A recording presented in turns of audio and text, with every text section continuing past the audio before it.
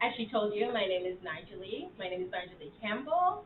I am a preschool teacher. I was diagnosed with cancer in 2015, April or May, somewhere around that time.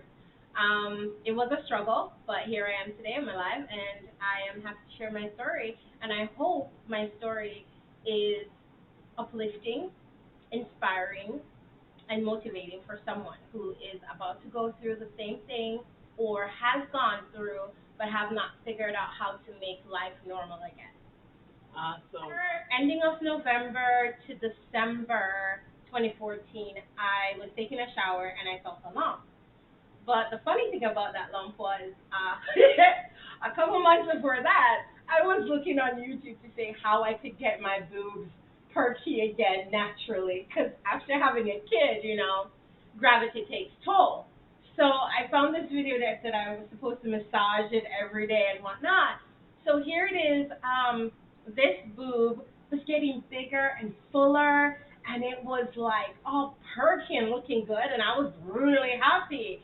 And it felt good. And then one day, while taking a shower, I looked and I'm like, this one looks perky and nice, but this one looks the same. What's going on? So then I did my birth examination and I felt a huge lump in the one that was perky. Of course, it was perky because there was a lump in it, making it perky. Anyway, I told one of my sisters, and then we just forgot about it because they waited successful that I scrubbed my bathroom like a Jamaican with the brush and everything. Also, you aggravated yourself. And I went to bed and I woke up the morning and I could not move my body. Like I could not move my body. I tried getting up out of bed and my body was like, what are you doing? And I'm like, we need to get up. That's what we need to do. So I called my mom and she was like, oh, actually, just get up. I'm like, Mom, you know what? You're not it for me today. So I called my sister, like, yo, sis, I can't get up out of my bed. She's like, what? I said, my body hurts so bad and my legs won't move. They won't move. They're not moving. They're not getting up. So could you look to see what was going on? Yeah, I did. I was laying down and I looked and I tried moving my toes and they weren't moving. And then like there was this pressure and pain in this area and I looked and like it was swollen, shine. It was like it was shine, like mirror shine. It was swollen really badly. And I was like, well, said something is wrong. And I just want to give a shout out to my sister Faithlin, and my sister Rochelle too. But this shout out to sisters. So shout out to my sisters. My sister had to go open the bank. She works at a bank. I'm not gonna say the name of the bank, but she works at a bank, and she is the supervisor. And she had to go open the bank that morning. And she called and she's like, "Yo, I'm gonna be a little bit late. I gotta go get my sister." And she came for me. I was cold all the time. Like I didn't have what I needed, so my immune system was shot. And here it is, I have an infection, and it's moving through my body. So she wrapped me up in my comforter, and she and I waggled down the stairs. I know people are gonna say like, why didn't you call the ambulance? I was thinking that was what you were gonna do. Wrap yourself to go on a gurney or something. No, we don't have insurance. We don't have anything. Just to point that out. You know what I mean? And this country isn't so nice to people who don't have what they need. Just saying, it's okay. It's okay. And so she wrapped me up, and she put me in the back of her car, and she had to go to work. So we went to work. I went to work with my sister, and she went in. She opened the branch. She made a cup of tea. She brought it out to me. She called her husband, who was her ex-husband at the time, and he came in the parking lot at the bank, and he took me out of her car and took me to the hospital because I had to go to the hospital. And then in the hospital and everything, I was there for like a week, and they're like, okay, we have to start back radiation. We can't have such a long break. And when I went in, they kept on telling me that there was no swelling. But they kept on telling me that there was no swelling. They're not seeing the swelling, and my chest was as big as this, and it's I'm like, they're like, no, it's just the expander, and I'm like, what? And then radiology would come in, and they would say something, and then disease and whatever, something, another disease. That department would say something, oncology would say something, and they were just going back and forth pretending like this wasn't their problem. You get what I'm saying? So at a point, a doctor came in and, this nurse lady came in and she was saying something to me and I snapped. I did. I snapped, guys. I'm so sorry. But I did. I snapped. I said, until you guys can figure out, you guys need to talk to each other. Exactly. Stop talking to me. They're not talking to each other. I said, you need to talk to each other and figure out what you're doing. Then you can come back in my room. And until that time, I don't want to hear anything because somebody needs to fix this. And I was in extreme pain. And the lady was trying to poke my thing, and she didn't know how to do it. She didn't know, and she put the wrong needle, and I was screaming, and my knee snapped in the emergency room. She was like, you need to get out of my auntie's room. You do not put your hands on her. Get out and get someone who knows what they need to do. And again, I'm really soft, so I'm like gonna give her like 3-4 tries, and she's like, you can't touch her. She's like, I did this in school. I know. After the 3rd try, you cannot touch her anymore. That's your knees down yes. there. Oh, she was like, you need to go, because I was like every part of my body hurt. Was on like fire. It hurt. Like just doing that, I would like want to punch you in the face, and I couldn't because then my fist would hurt. So, the oncologist, then everybody started to talk, so they say, you're going back to radiation. I went over to radiation, and they put a cast over you so that they don't, like, it's not a direct burn. So there is, like, how you have the cast for your arm. Mm-hmm. So they make a cast when you just started. They brought the cast. The cast was this big. My boob was this big. They rested on it, and they're like, oh, my God, you are swollen. And I was like, okay, Sherlock, I've been saying this for like a week now. It's obvious. It's shiny, and part of it is black. It was like, it's so swollen that part of it is like, and part is like black purple. Like you can tell, and I don't understand. I'm not gonna. They were ignoring it. They didn't want it to be their fault. Oh. Like nobody wants it to be their fault. So could you have sued them? I probably could have, but again, okay. We're just not that kind of people. So I just want to be better. Right. I'm not in this to get anything out of it, like monetary. There are so many things that they did that, trust and believe me. Now I'm looking back at it, I'm like, you guys, that was just so wrong. But I'm here, and I'm grateful. So then after they realized that I was swollen and stuff, they started to drain it. And that's how I started to get some relief. And then did you have to remove the expander? The plastic surgeon kept on saying that there was nothing in there, and it was not her fault, and something. And then when infectious disease came back, and they grew a culture, they realized that there was a bacteria in there. There was an infection in the area. So then we kept on draining it. When I got out of the hospital, I had to go to the plastic surgeon. She drained it again. Then it filled up the next day. And she was like, yo, guess what? I think you need to just take it out. We have to take it out. Like, you're going to keep on going back to the hospital like this. And so she took it out. There's an allergy then to the expander. I don't know if it was a dirty expander, but something was on it. And my body was just like not liking it. So we took it out, and she said, because we took out the drain. They put in the drain. Then we took out the drain. I did like about 4 to 5 surgery that summer. I was just taking out, putting in, cutting up. Like it was just so much. It was so much. It's so much. But yeah. So radiation was cool. Because then the heat was making whatever in there grow faster. Oh. So that's was why every day you're draining. So that happened, and then radiation is every day, Monday through Friday, and then you get the weekend off, and then you go again. It was good until then you just start to burn and your skin just starts to peel.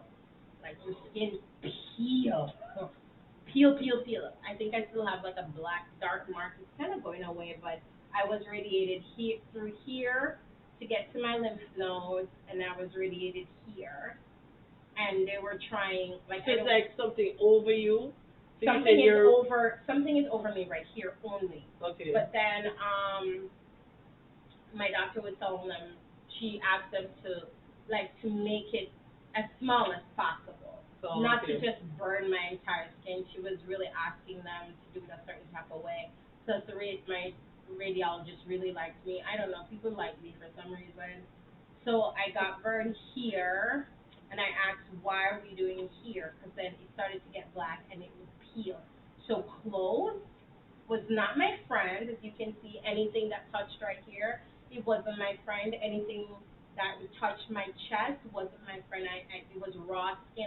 It was sore. I had to be walking like this because my armpit. I also had cancer in my lymph node under my armpit, so that had to be radiated. So all of this. So your hand felt sore like or heavy. No, it's like a like you scratch all your skin off. You know, you ever scraped your knee? Mhm. So think about that in a bigger form, because it's like third degree burn. You know what I mean? So you're peeling, you're raw. That part of it, they tried to tell me that marijuana helps with so many things, and they're like, do you want CBC? You can get medical grade, and I said no. I'm a Christian and I don't believe in medical or in anything apart from what you're doing to me right now. And this lady, she was like, I do it and it helps with the burn. You don't feel it. And I'm like, good for you. Okay. So I went to my So doctor. what do we recommend? That you smoke it or you make a drink with it? You know, some people used to do that back home, make I know. tea with the ganja, well, marijuana. But no, it's for real. It's for real. No, because I said too. ganja, but it's the correct for them to understand and correct myself to say marijuana. Marijuana, kush, ganja. Mm-hmm. Boy, I'm just kidding. So, I don't know what they wanted me to do with it, but I just didn't want it. I just didn't want to go down that road because a lot of people get dependent on things. Just like when they gave me like Norco for pain, I couldn't take Norco because it was too strong. They called me in the hospital. They called me drug naive. At first, when they said it though, I was like, I am not naive. I am a smart person. And they're like, well, your body's really sensitive to drugs. Like Tylenol was my friend. Like I can take Tylenol and my pain would be okay. Like they couldn't understand. They tried to give me higher drugs and then I would react in a negative way. Or your body would break out. Okay. No, my brain will just split. Like one day they gave me, I think it was morphine. It was something. I was in like tremendous pain. So they're like, get her, you know? And they gave me this pill. They're like, I'm gonna give you half, just because like you're weird when you take pills. So we're gonna give you half. And I took half, and then I just started seeing things. Like my hands was doing certain things, and I was really high. I was high like a kite, and they couldn't understand because it was half of the pill. So they're like, "You can't have any of this," and I'm like, "Why not?" And they're like, "Girl, no, you almost had a whole entire seizure and all that thing that you just can't." They're like, "Tylenol," I'm like, "Yeah, Tylenol is good." Like I don't take narco.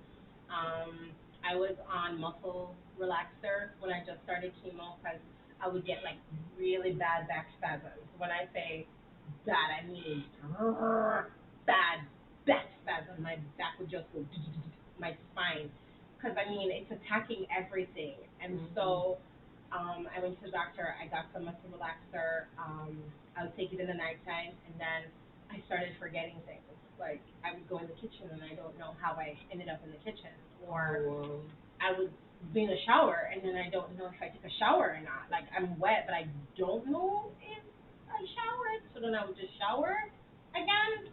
But then I remember one time I'm like, I must have showered. Like, how long was I in here? I don't know. And so I came out and my daughter was like, Mom, you smell. You didn't bathe. I'm like, what? She's like, yeah, you didn't shower.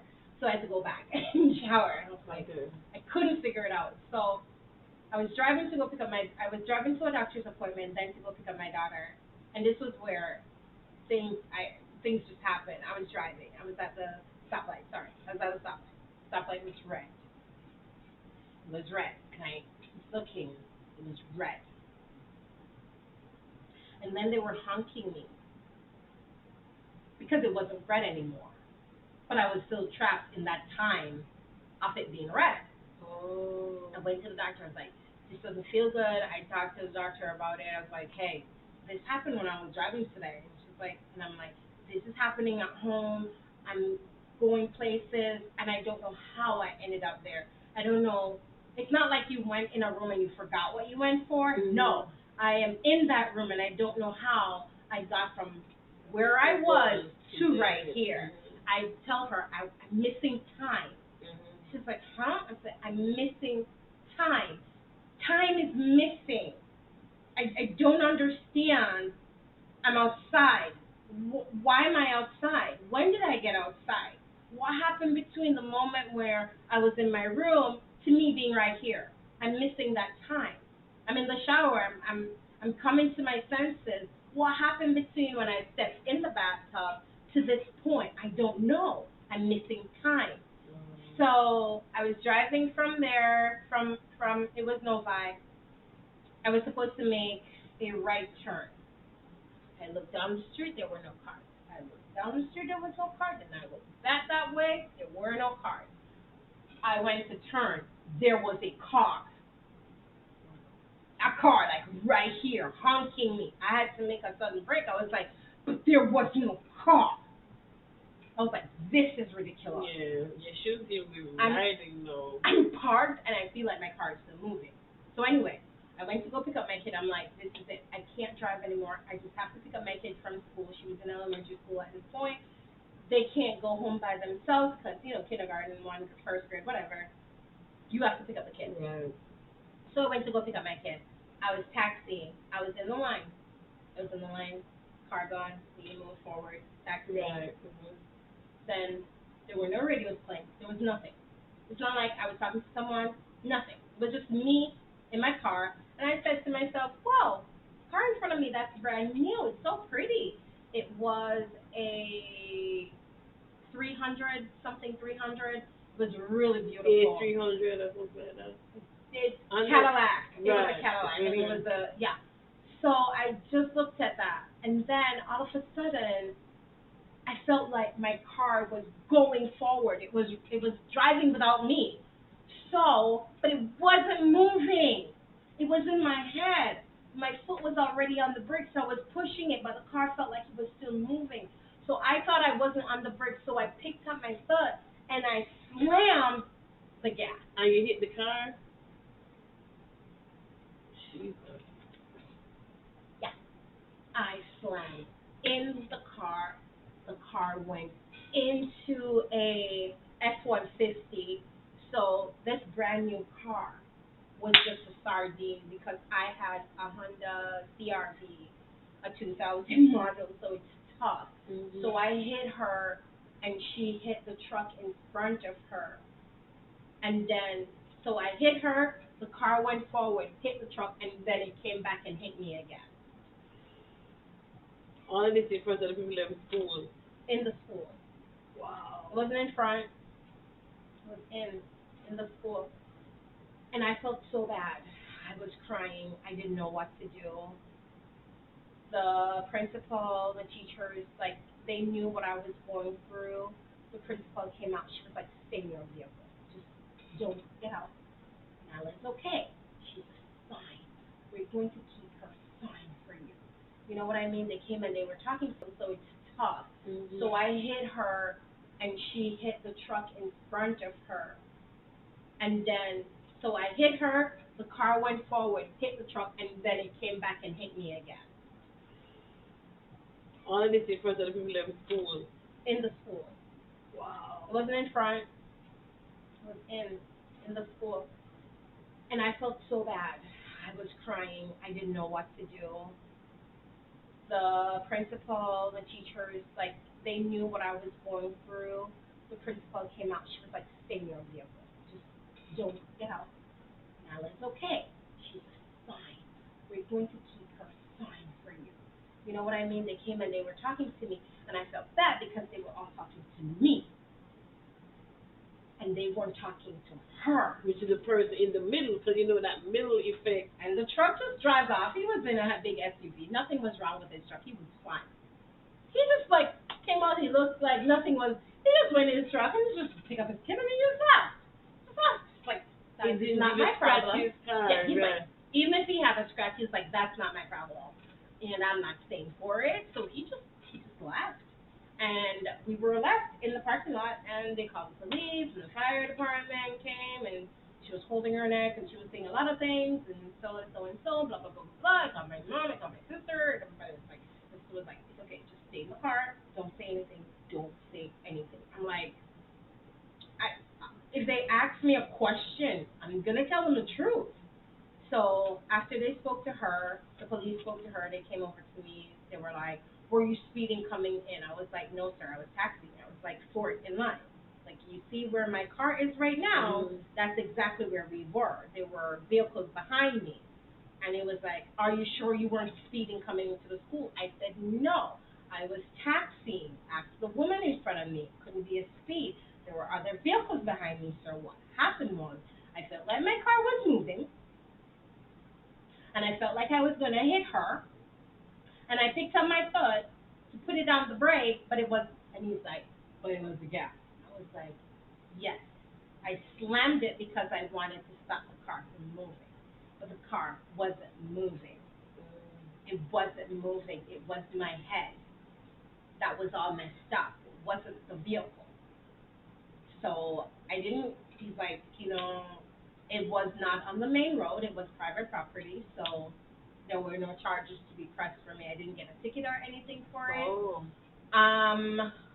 Praise God to Jesus. I didn't get a ticket. They couldn't give me a ticket. It was on the street, yes. But because it's private property in a parking lot, I didn't get a ticket. I felt like it shouldn't be her. It should be me. But then everybody was like, girl, you're on chemo. And then I found out about this thing called chemo brain, and that had a part to play with it too. And I just stopped taking those muscle relaxers. I was like, Lord, I can't take this anymore.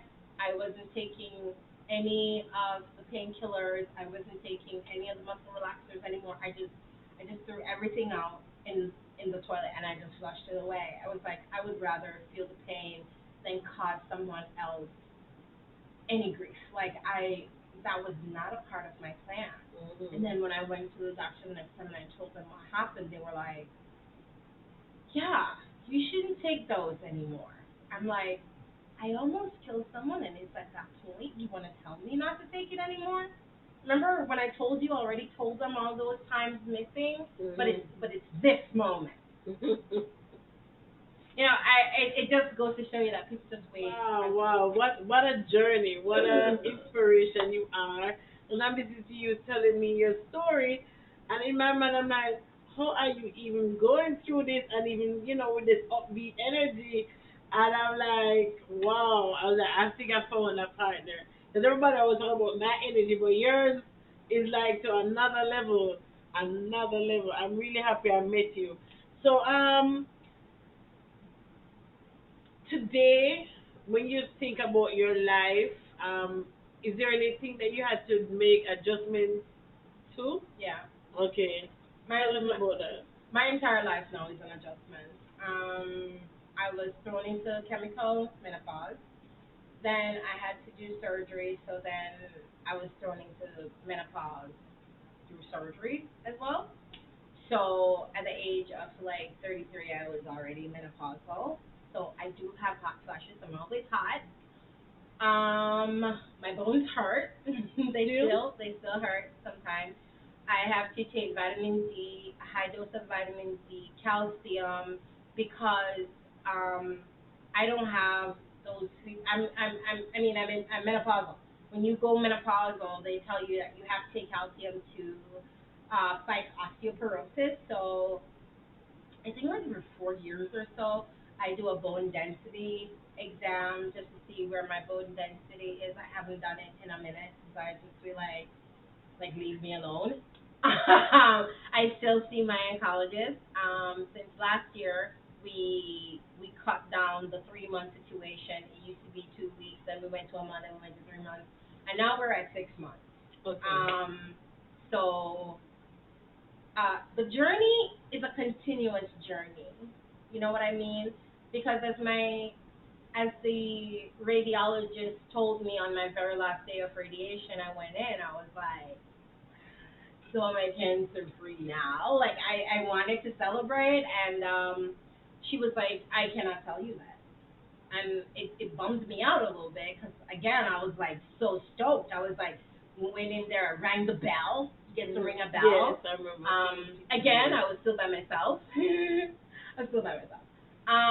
Not that my sisters didn't want to be there. She did as much as she could for my chemos and whatnot, but she couldn't be there. She has a job.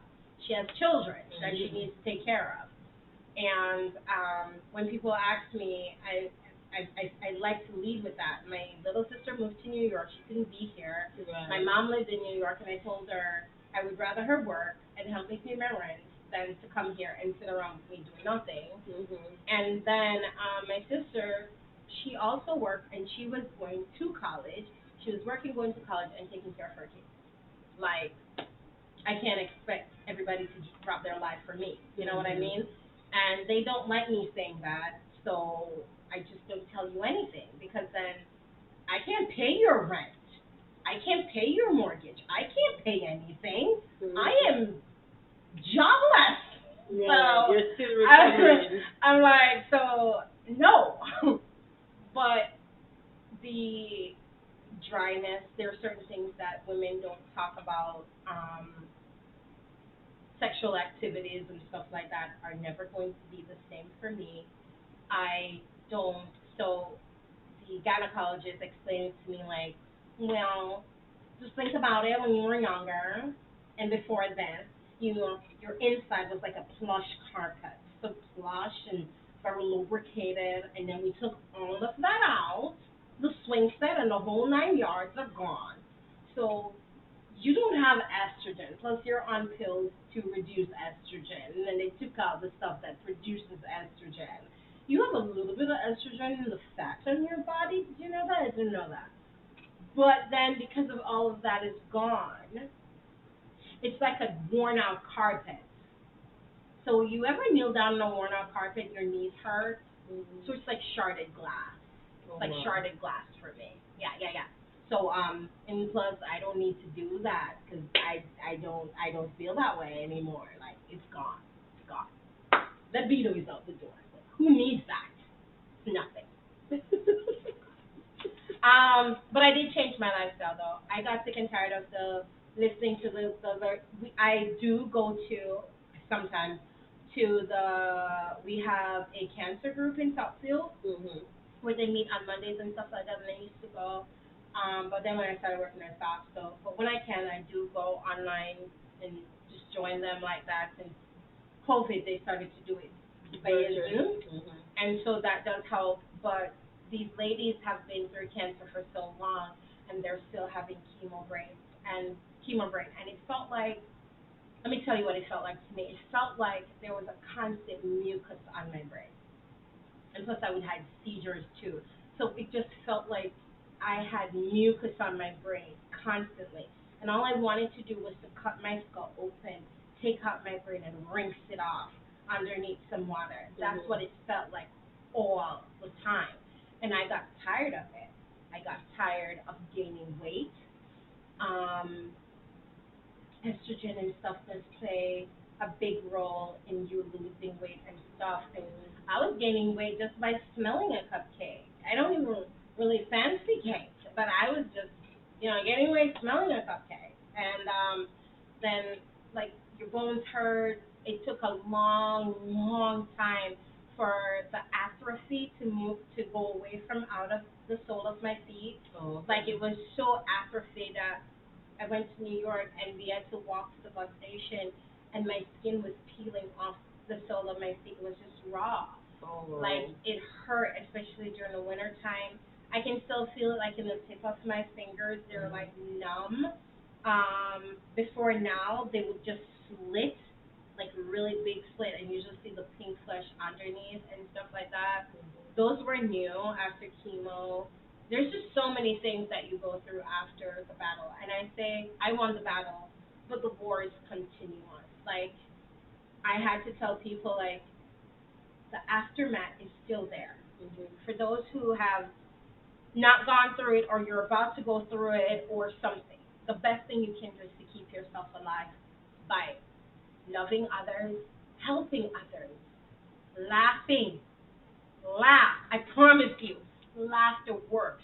Serving God works. If you're not into the God thing, if you're not into who Jesus is, that's cool with me. I'm not forcing you to do that. But if you're not, you have to find something to hold on to. You have to find something to ground you to this world. My arm couldn't go further than this. I had to go to physical therapy, and now I can move it a little bit freely, but this part of my body is constantly in pain. Like if I turn this way for long, then my muscles just lock. And there are just so many things that I have to fight through on a day-to-day basis that no one will know because I don't tell you. You know what I mean? I don't, like, sometimes I just have to sit down for a while, take a deep breath because there's just like an electric shock in your body or something. However, I'm on a keto diet, and keto did help me with that brain fog. Like I was reading my psychology book and I couldn't understand anything when I was in school, and I was getting really frustrated. I called a colleague of mine. I'm like, I can't believe I got a B on this test. Like, this is not okay. Like, I cannot get a B. Like, that is not my thing. And so we talked, and I'm like, you know what? I can't do this. I said, I'm reading the book. The book was so hard. It was so hard to understand, and I couldn't understand why I couldn't understand it. And I'm not bragging like I'm smarter than the world, but I know my limitations, and I knew that wasn't a part of my limitations. You get what I'm saying? I'm really, really, I love science, and to read something, and one, it was hard to read, and two, it was hard to compute. It was not okay for me, and about 3 to 4 weeks in keto. That's a diet, keto diet? Keto diet, okay, yeah. Okay. Strictly on it, no cheating. Like, about 3 weeks after, I took my kid to the doctor for pink eye. She gave herself pink eye because she kept on rubbing it with her dirty hands. And I was in the waiting room, and I brought my psychology book because I needed to study. And I opened the book, and like it was like magic. Like my eyes opened, and everything was clear. Like all the mucus was on my brain, all the brain, it was gone. Like gone, like gone. I could remember things. I read my book and I was like, oh my God, this is an easy read. What is this? Why was this hard? And so I went back to the chapters that I couldn't get, and I'm like, geez, this book is quite easy. Like, what is this? And then I'm like, how did I fail the test? I ended up still with an A in that class, but I'm just saying, like, I'm glad that I did what I did. I'm glad that I changed. And I still hear those ladies talking about their brain fog. I tell them about changing their diet, just finding something that works for you. My bones don't hurt that much anymore. I had plantar fasciitis, which the bottom of your feet would hurt really bad. That's gone. There's just so many things. I had this rash right in the middle of my forehead since I had chemo. Like, it started to grow. Like, I don't know if it was like some kind of thing. And it would just be there, and I would just try to anoint it with oil, and it was just still there. It was just this big rash. And then I changed my diet. The only time it comes up is like when I come off keto and I'm eating like a ton of sugar or something. It just breaks out again, and I'm like, oh no, If I can find something that can keep my skin clean, keep my brain clear, take away most of my pain that I'm having. And I'm not saying like keto is the fix all for everyone, or but I can only tell you that it worked for me. Right. And I ask the Lord to help me to find a way because I do believe that He's not. I can't lose weight by saying God praying. Lord, please let me lose weight, and I'm not doing anything. You get what I'm saying?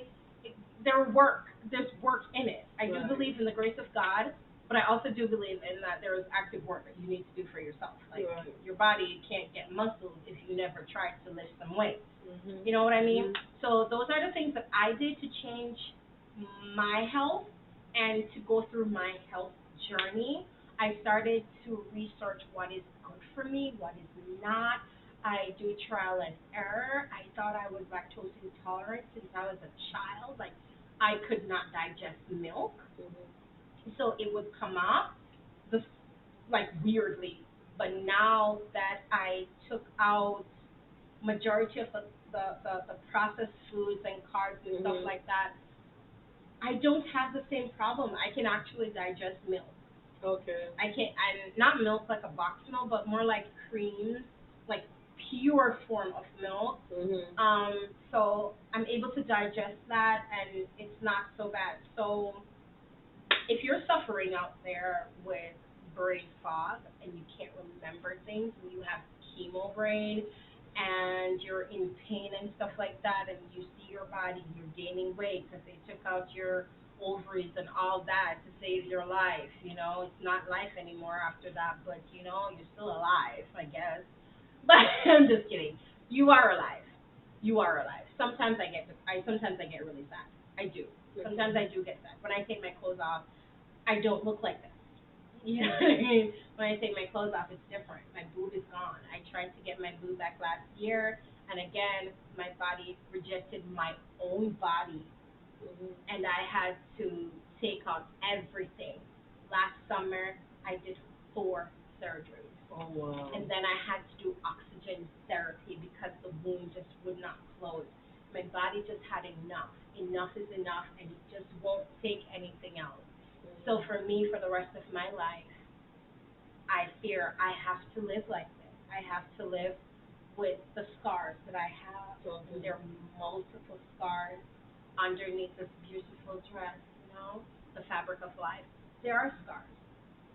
You can't go to war and come out without scars. That's just not how it goes, you know what I mean? And I have to deal with those. And when I do feel sad, when I take my clothes off and I look at myself, or I feel like, oh my God, I'm not married yet, you know, who's going to want this? I remember that I am beautifully and wonderfully made. I do not regret cancer. It's weird to say that, but it's the truth. I don't regret it.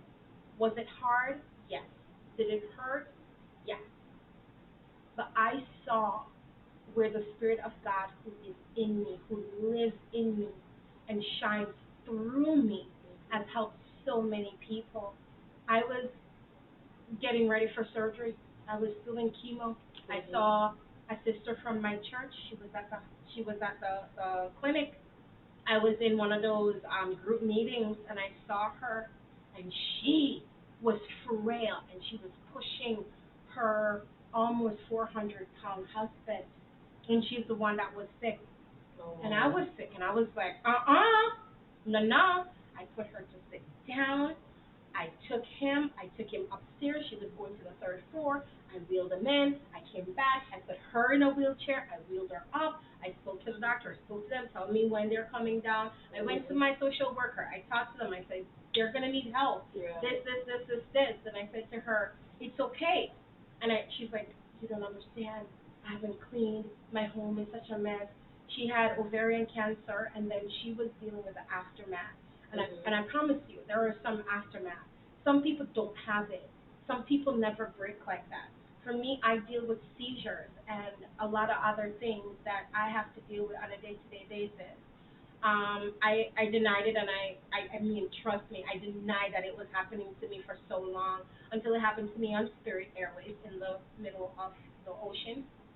We didn't have any work planned, and it happened. And again, when I came back, I was laughing through it and wondering why people were around me and acting the way they were. And then it was like, you stop breathing. And I was like, but I'm breathing now, so what's your big deal? Let's move on. And they were like, we want to, emergency plan. I'm like, nah, we have one weekend in Jamaica. One. My father, I found out that my father had cancer, and I was going to go visit him before he started his treatment. And my brother was also having his 40th birthday, and so it was a weekend, and I had to go back to work on Monday. Right. So, like, the emergency landing thing wasn't going to work for me. So I was like, no, thank you. I'm fine. They were like, you're not taking it seriously. And I'm like, guys, I can't take everything too seriously. If I do, then I'm just going to die. You get what I'm saying? Don't let anyone take away your spirit. Don't let anyone kill your joy. Your joy is yours. You know what you're going through. And of course, you're going to think about your family. You're going to think about everybody around you. Mm-hmm. But when people are telling you that you shouldn't be happy, like what you're going through should bring you down and bury you, tell them no. Tell them no. Tell them you're going to see a sister who's going through something worse than you. Go to her house and clean her house. And everybody's going to tell you don't do it because you're not well. But I can tell you from my experience, that made me well. I had so much energy. I had so much energy. I didn't even know where it came from. I just never got tired. When I'm helping someone else who is in the same or worse or even better situation than I am, the fact that God wants us to give our lives to others. No greater friend than he who lays down his life. You get what I'm saying? And I know that Jesus sacrificed all for us, don't get me wrong, but when you help someone and put aside your feelings and your selfishness and just give yourself freely to someone else, it does something for you. I'm not telling you to do it because you want to feel better. You have to feel better in yourself before you can give yourself. Right. Okay? Don't go out there and say, well, this lady, according to Shelley, told me that I shouldn't. No. I am naturally a happy person. You get what I'm saying? I naturally have energy. People ask me, did you drink coffee today? And I'm like, no. Like, what do you do to have so much energy during school? I'm like, I wake up before 6.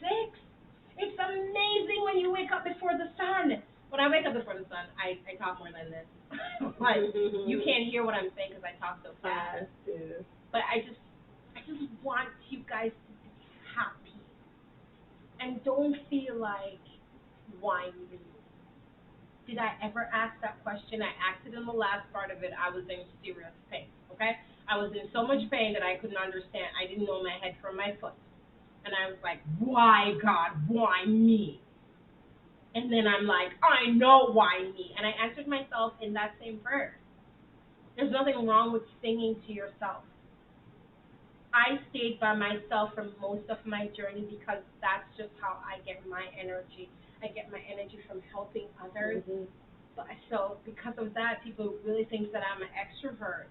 But to be honest with you, I'm rejuvenated when I can just lay down in my bathtub by myself. Kick my kid out of my house. Send her to some of my friends. Go play with your friends. And just have me a 2-hour all by myself. And I realize those are the things that make me happy. Now, if you're an extrovert, and when you go to a party, you leave that party, and you're stoked, and you're filled with energy, well, that's what revitalizes you, and that's what you should do. And don't let anyone tell you, oh, you should stay inside because people like to tell you that, especially if you're going through cancer right now. People are going to tell you that you're going to get sick. I got sick and tired of being sick at a point.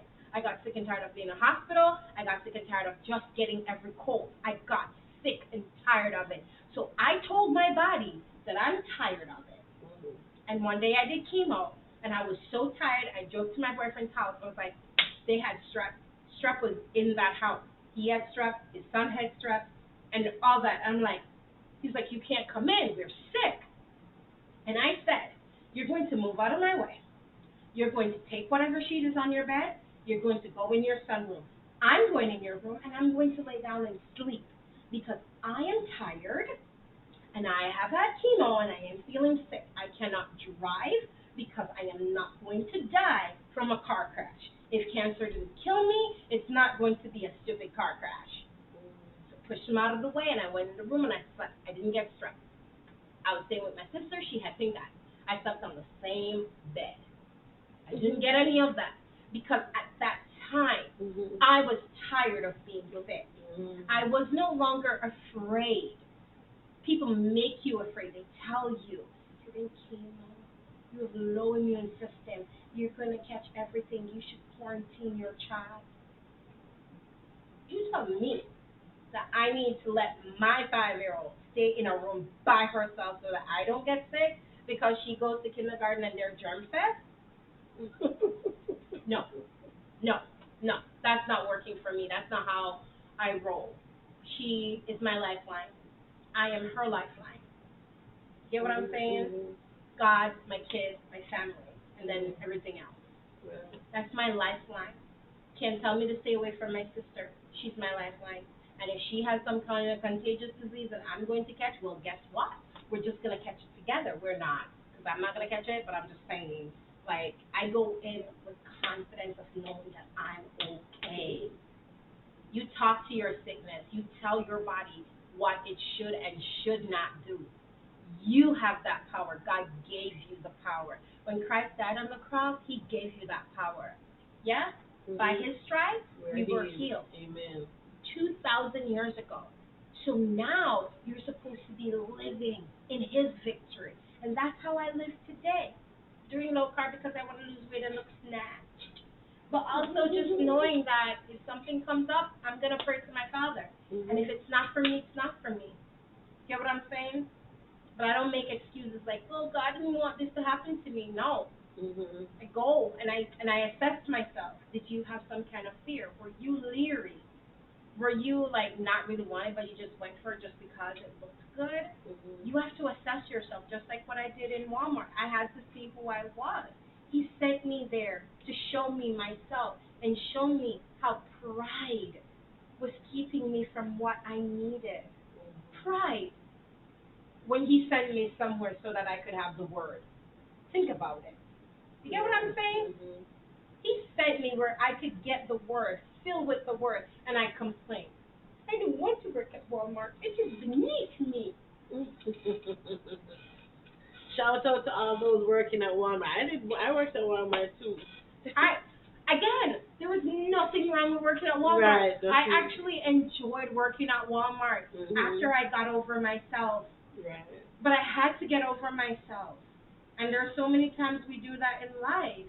Like we judge people based on how they look, based on what they do. You know what I mean? And you feel like other people are judging you. Did you know that the minister of music that I told you about, my pastor's daughter, one day she said to me, why are you always treating me so bad when I come in the store? And I didn't want to tell her it was because I wasn't treating her bad. I was just trying to avoid her because I was embarrassed of working in Walmart. But she interpreted it as me running away from her, treating her less than. And I'm like, girl, no! I wasn't treating you less than. I am so sorry if that's how it came out. But it wasn't the truth. She's like, I just wanted to talk to you. I just wanted to say hi to you. But you just disappeared. You know what I mean? And that taught me that you think someone thinks something about you, but it's only in your head. We set ourselves up for failure, and it starts right here, man. For real. So sorry to take over your show. No, it's fine. I don't want to tell you. See, she let it flow so naturally, guys, that I have these questions here, and she basically knocked them out. I just, in my mind, I'm like, okay, there goes another question. So, but you know, I needed this realness because for me too. I mean, as I said, she's a friend of mine. We work together. But just hearing the journey, if you saw my reaction, it was a stage. It's the first time we're actually really sitting in and diving into the story. So that was real reaction from me. And I'm like, maybe I should have maybe heard this before because I was like overly expressive I thought. But I really appreciate you, you know, taking us behind the curtain. Not only for you, but for others listening who who are also surviving and recovering from cancer Yes. or any other diagnosis. I pray God's continued health and wealth upon your life Thank and you. upon their lives. And really, thank you so much for sitting and just sharing with us. But I have one more for you. I'm so happy you I'll didn't make take it this one. one. I'll make it one sentence. I hope you didn't. I'm so happy you didn't tell me about this one. So here this fun fitbit now. My favorite dessert is blank, and my not so favorite thing to do is blank. Okay, my favorite dessert is Jamaican rum cake. Okay. Yeah, I love Jamaican rum cake They with make an cream. exception for that with the keto diet. Yes, like Mhm. I am not going to tell myself that I can't have a treat. So I do like I'll say I'll stay straight until say July 4th. Mhm. You know, if there's a big holiday for my birthday, I have a piece in my refrigerator from Christmas because Okay. my sister, I had it that weekend when I said I was, and then she brought me a piece after, so I put it in the freezer, and I had it. I think it was Easter. I had a piece Easter, Oh, so you okay. know what I mean. So like Easter, I love bun and cheese. I think bun and cheese is not a dessert, but it's one of my favorite foods. Uh-huh. I mean, I eat dream bun and cheese. So it would be kind of tied with Jamaican rum cake, Mhm. but yeah. And my least favorite thing to do is exercise. No. It was hard doing my exercise this morning, but it's not my least. I don't like ironing. Oh, It has okay. always been my least favorite thing I to think do, because it makes to you iron. sweat so much too. Ironing is like exercising. I get sweaty, and I don't Mhm. like that, you know? Mhm. But Mhm. yeah. I don't like ironing. So as you can see, like my dress, it's wash and wear. It will not get crushed. Look at that. Mhm. Mhm. Look Beautiful. at God. Look at God. Like me too. I make sure now once I come from the laundromat, I fold them in such a way that all I do is just take it up, put them on the hanger, and I'm good to go. Cause I don't really like. I think of all the things ironing is at the bottom of the list. Yeah. For true. I All don't right, like it. you're my friend. You're my friend. I tell you. All right, ladies and gentlemen, we have come to the end of another episode of According to Michelle. We're talking our journey to healing and to wholeness. And thanks again, Nigelee, for coming. It's my pleasure. Um, guys, don't forget to do whatever preventative care measures you have to do. Like it was a breast examination she did that discovered the lump, but whether it's doing those pap smears or doing those blood pressure checks or whatever it is that you need to do to keep your body in tune, you got to make sure, guys, that we check on ourselves. And as she said, she enjoyed doing some self care stuff. Take care of yourself, as there's only one you. Remember, I always love to say that. And again, take care of you. Thank you so much for watching. Thank you so much for tuning in. And until our next time, walk good. God bless you. Bye.